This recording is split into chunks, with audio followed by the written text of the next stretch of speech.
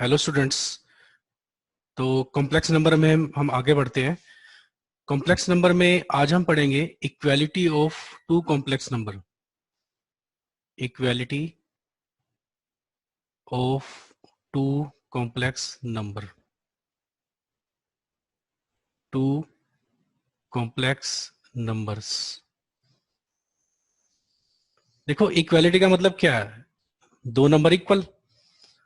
तो जैसे कि अगर हम रियल नंबर में बात करें, तो अगर मैं तुमसे पूछूं कि क्या 2 और 3 ये दोनों नंबर इक्वल है, तो तुम्हारा आंसर क्या होगा? नॉट इक्वल, क्योंकि 2 और 3 तो इक्वल होते ही नहीं।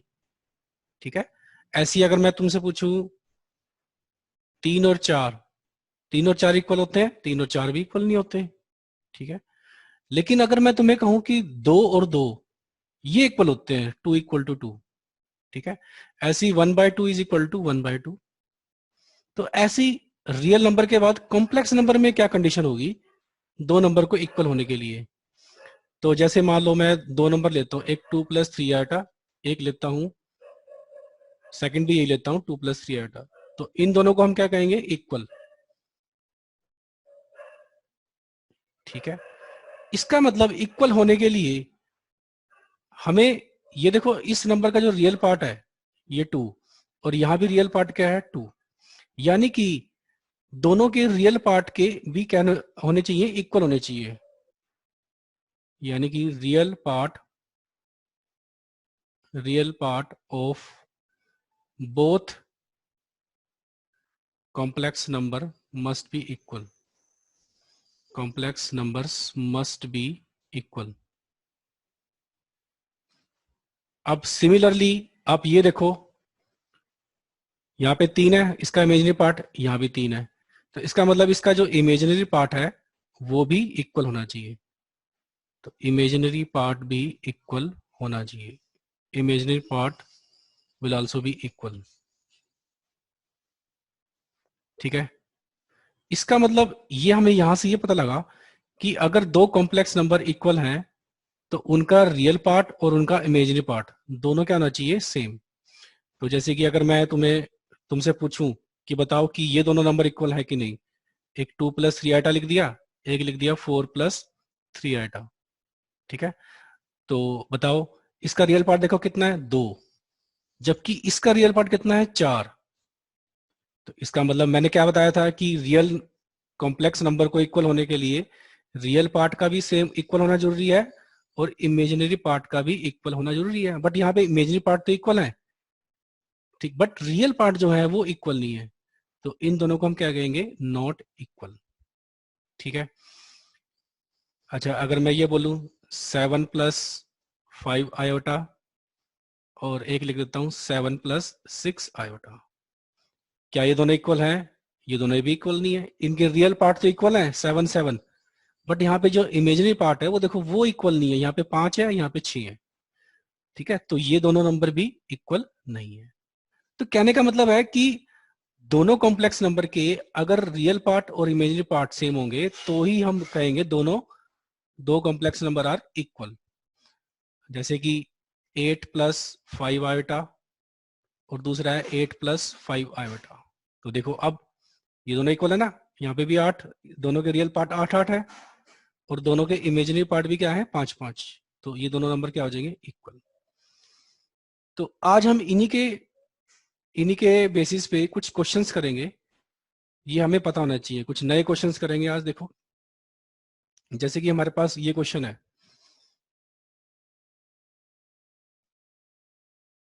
ठीक है। इसमें लिखा हुआ है, पहला क्वेश्चन है solve x and y। Solve x and y। और हमें इक्वेशन दे रखी है 2x + y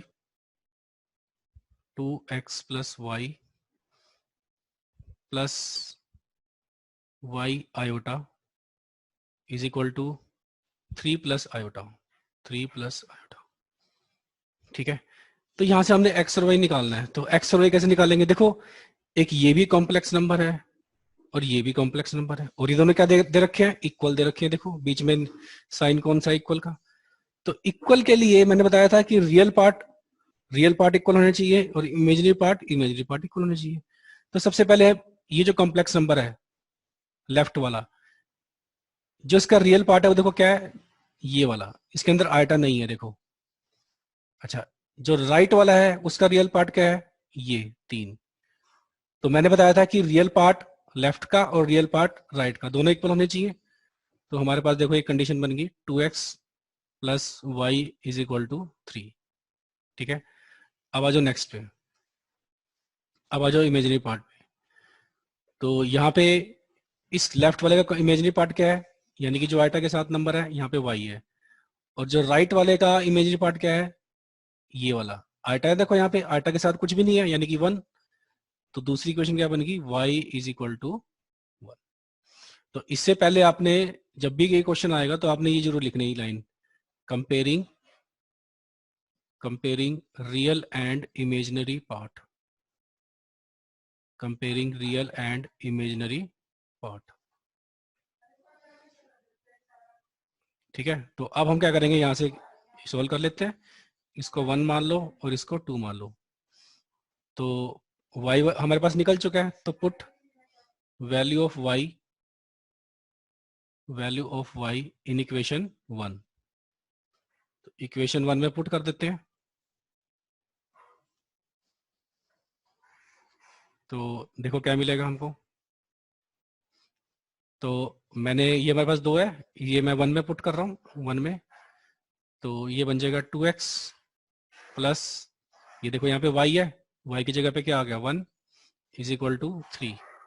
तो यहाँ से क्या मिला, 2x is equal to 3 minus 1 उधर गया, तो 2x इज इक्वल टू 2 मिला। तो x कितना मिल जाएगा, 2/2। तो यहाँ से आंसर मिल गया x इज इक्वल टू 1। तो x 1 आ गया और y कितना आया था मेरे पास, y 1। तो ये आंसर आ गया। ठीक है, तो इस तरह से हम क्वेश्चन करते हैं। तो अगला क्वेश्चन करते हैं इसका।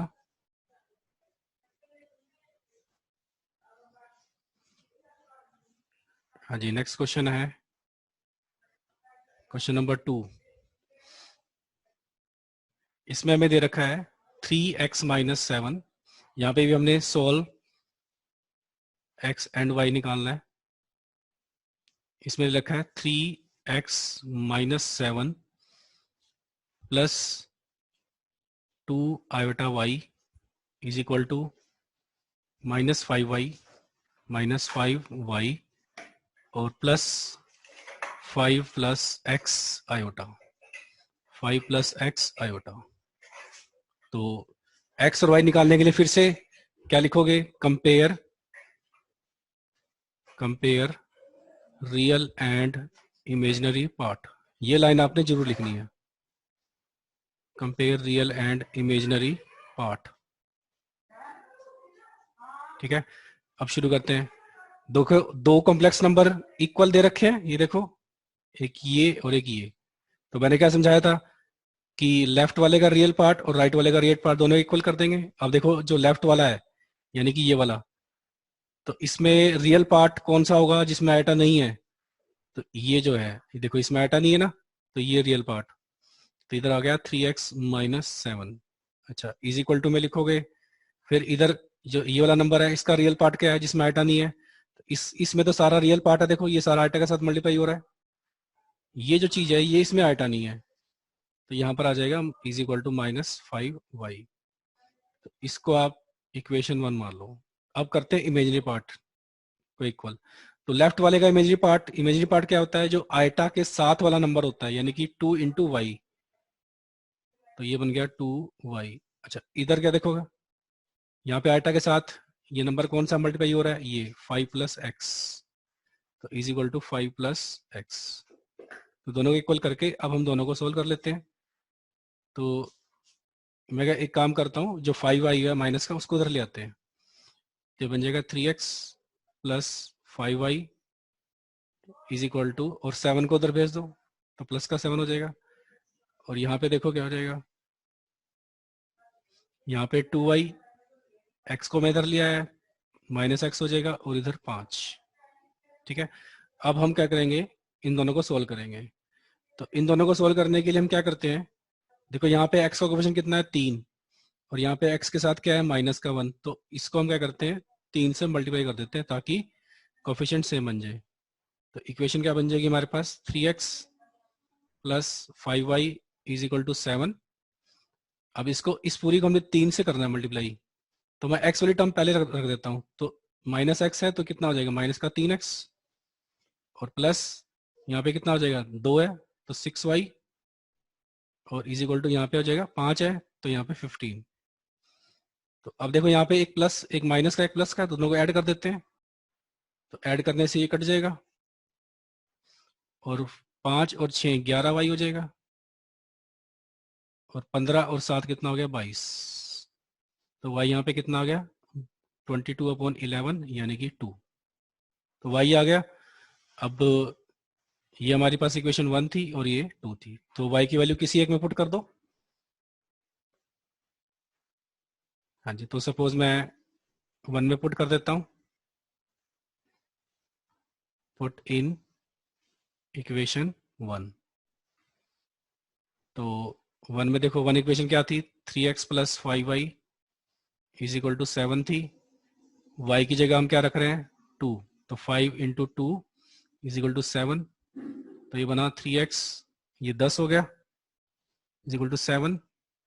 तो यहाँ से 3x इज इक्वल टू ये 7 उधर जाके माइनस का हो गया, माइनस का 10। तो 3x इज इक्वल टू कितना बना, माइनस का 3। तो यहाँ से x की वैल्यू कितनी आ जाएगी, -3/3 कट गया तो -1। तो हमारा जो आंसर आएगा वो कितना आएगा, x इज इक्वल टू -1 और दूसरा y is equal to 2। This is the answer. ठीक है, एक क्वेश्चन और करते हैं।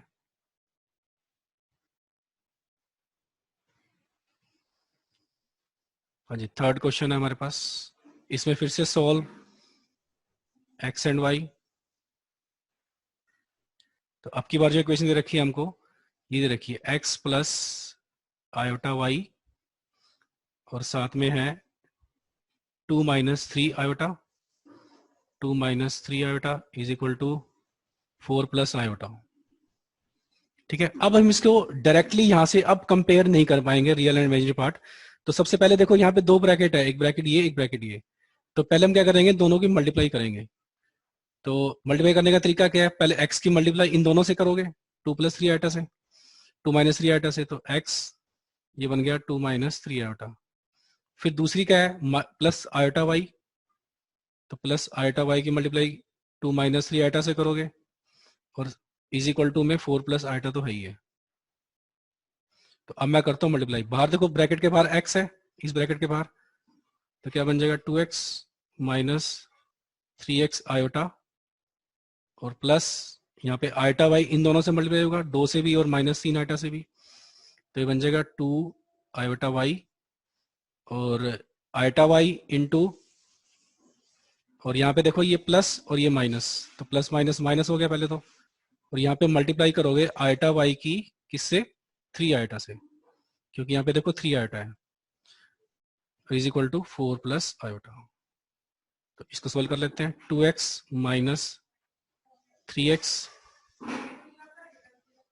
3x iota plus 2 iota y minus, अब देखो यहां से जब मल्टीप्लाई करोगे तो आयोटा की मल्टीप्लाई आयोटा से करोगे, तो क्या बन जाएगा, आयोटा का स्क्वायर, और 3 इंटू वाई, ये कितना हो जाएगा 3y, और इज इक्वल टू में क्या आ जाएगा 4 प्लस आयोटा।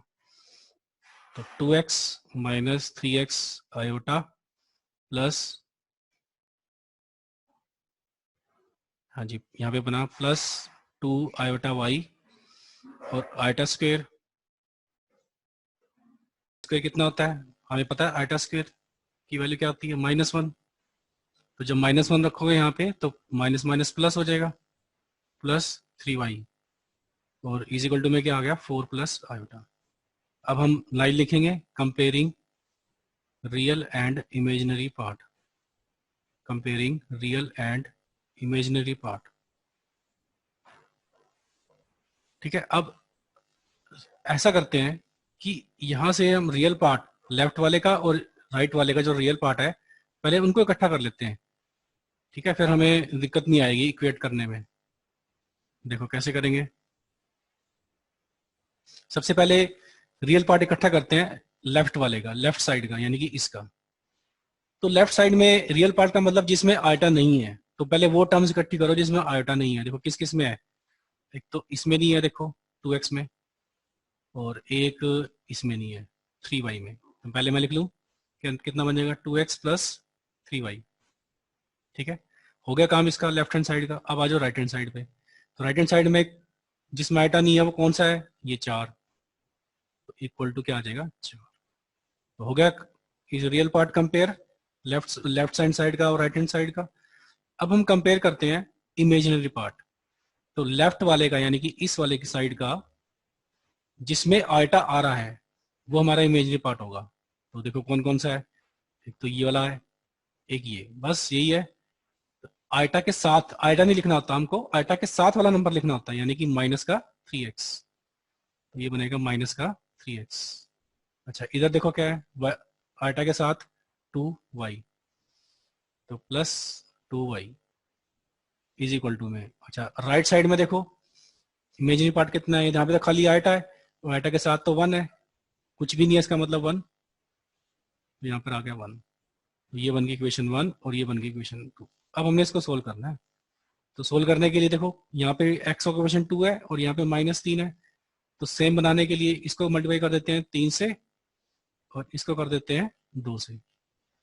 तो इक्वेशन क्या बन जाएगी, ये बन जाएगी 6x plus 9y is equal to 12। और ये क्या बन जाएगी, माइनस का 6x और ये प्लस का 4y और इज इक्वल टू 2। तो अब दोनों को ऐड कर देते हैं, एक प्लस का एक माइनस का, कट गया, 9 और 4 13 हो जाएगा, 13y और यहाँ पे कितना हो जाएगा 14, 12 और 2 14 हो गया। तो यहाँ से y की वैल्यू निकाल लेंगे, y कितना आ जाएगा 14/13। अब ये वैल्यू किसी एक में पुट कर देते हैं, तो सपोज मैं 1 में पुट कर देता हूँ, पुट इन इक्वेशन 1। तो इक्वेशन 1 क्या है हमारे पास, 2x plus 3y is equal to 4। तो यहाँ से हमारी इक्वेशन क्या बन जाएगी, 2x प्लस 3, अब देखो y की जगह आ जाएगा 14/3 इज इक्वल टू 4।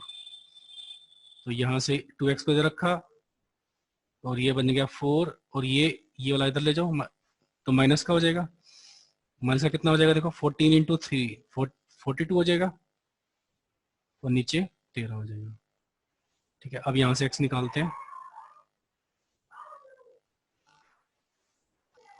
अब देखो यहाँ से x की वैल्यू, तो 2x इज इक्वल टू, मैं यहाँ पे लेता हूँ एलसीएम, 13 एलसीएम आ जाएगा, तो ऊपर बन जाएगा 52, 13 इंटू 4 और माइनस का यहाँ पे 42। तो ये बना 2x is equal to 52 minus 42 10 हो जाएगा अपॉन 13। तो x कितना आ जाएगा 13 अपॉन 10 अपॉन 13, ये 2 नीचे आ जाएगा, तो ये कट गया, 5 आ गया। तो x कितना आ गया हमारे पास 5/13। तो आंसर आ गया x is equal to 5/13 and y is equal to 14/13। तो इस तरह से हमने ये वाले क्वेश्चन करने हैं, सोल्व करने वाले। तो हमने क्या करना है, कंपेयर करना है, पहले रियल पार्ट कंपेयर कर लो दोनों का, दोनों साइड का, और फिर कंपेयर कर लो इमेजिनरी पार्ट का, और फिर यहाँ से इक्वेशन बन जाएगी और उसको हम सोल्व कर सकते हैं। थैंक्स।